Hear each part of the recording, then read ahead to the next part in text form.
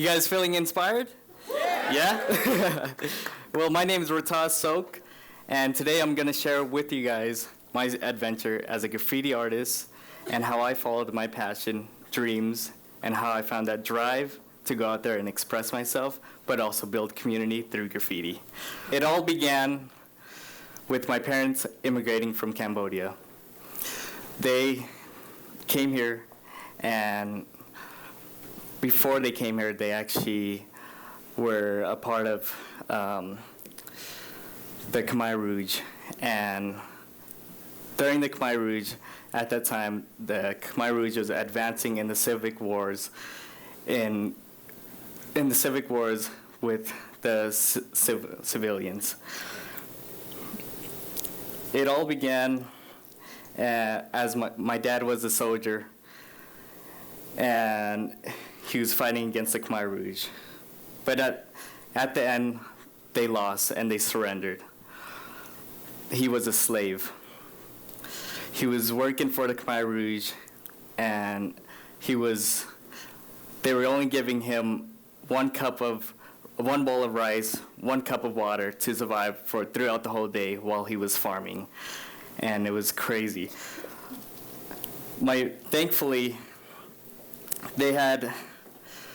Thankfully, they left Cambodia, and they made it through the jungles. And it was crazy because my dad was telling me about the part when he was in the jungles.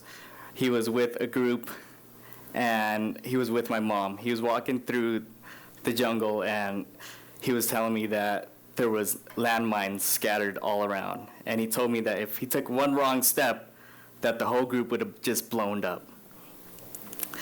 Thankfully, he made it across the jungle, went to Thailand, and my mom and my dad's dream was to come to America. They met up with the American embassy, and that's when they got the opportunity to come to America.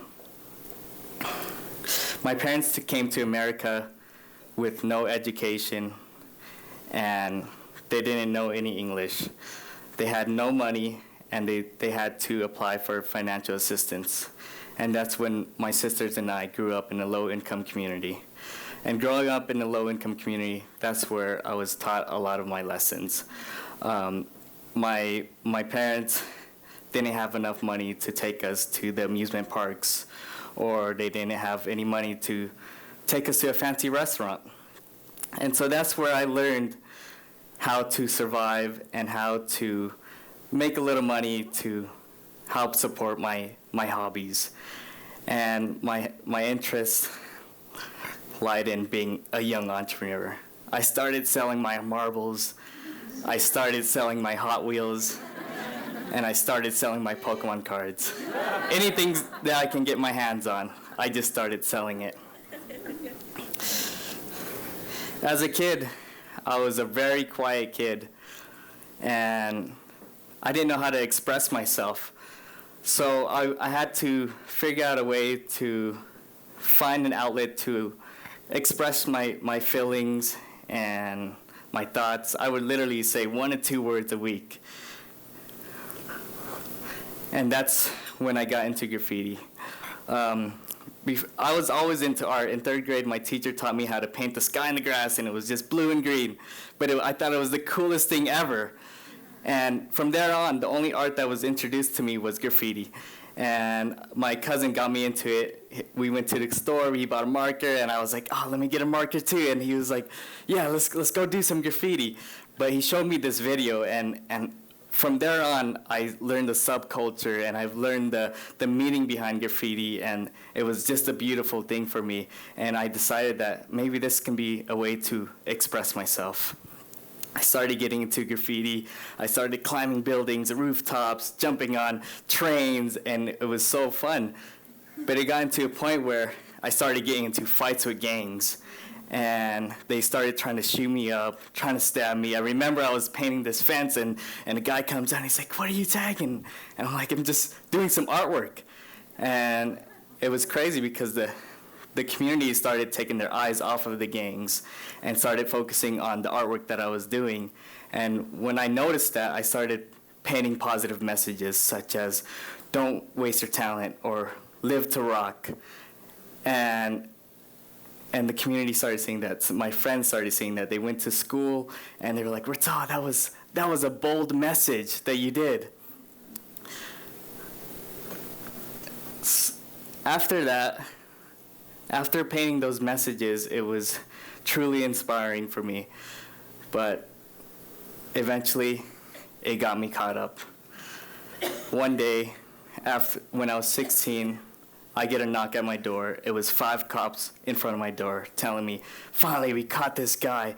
And I'm sitting there like, caught what guy? I didn't kill nobody. I just, they're like, you were painting the graffiti and you were doing, destruction to the property. And so I was just like, what? They threw me back in the car and I went off to the juvenile detention. That's when I thought to myself, I need to just stop doing graffiti. This is getting me into places like the juvenile detention center. And so, but at the same time, I thought about my parents, how they followed their dream about coming to America. That's when I decided that I should just follow my dreams too. So right then and there, I started doing names in the juvenile detention center for 5 Jolly Ranchers or their midnight snacks, whatever it was. And I remember at my final court date, I was looking up to the judge and watching her punish other youth for the same crime and not offering a positive solution. So I thought to myself,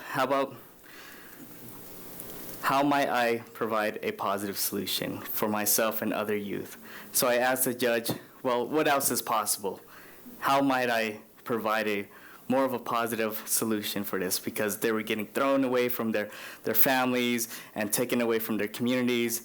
And I remember sitting there and seeing my mom telling the judge that she didn't want me in the house anymore. She didn't want me as her son. And to me, as a youth, it was devastating to hear my parents say that. So the judge thought about it, and she took a step back, and she gave me a second chance. I went back to school, and I decided that I wanted to create a mural club.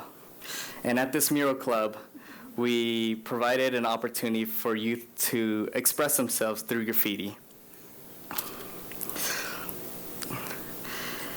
At first, nobody accepted it because they were like, what, you're gonna paint graffiti? And they're like, this is crazy.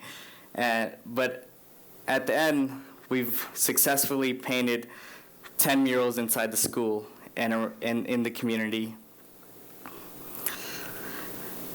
And after that, after I graduated, I decided that I wanted to create a business. And so I went out to the community and local organizations to learn the basics of starting my own business. I started doing festivals, selling custom graffiti hats.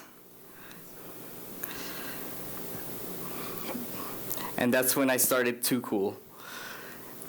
We painted murals and we designed t-shirts to help empower youth. But after 3 years of starting the business and growing up, we found out that we were losing motivation and inside of our dreams. It was crazy because, we started going up, our mission started to change, our values started to change, and I'm sitting there like, we need to go back to the basics and back to traditions. So we went back to our sketchbook and we decided that we want to be successful while doing what we love. And that's when we rebranded and created Rawh Expressions. Since then, we've painted over 50 murals around around Colorado, reached more than 1,000 students and impacted hundreds. We've also been featured in the New York Times, got to meet Mr. Dr. Muhammad Yunus and also got to paint a mural for him. We've also got to collaborate with local legends and worldwide celebrities.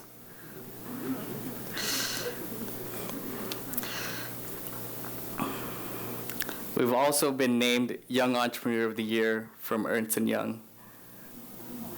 And I get a call one day from the juvie that I was at telling me to come back and share my success story.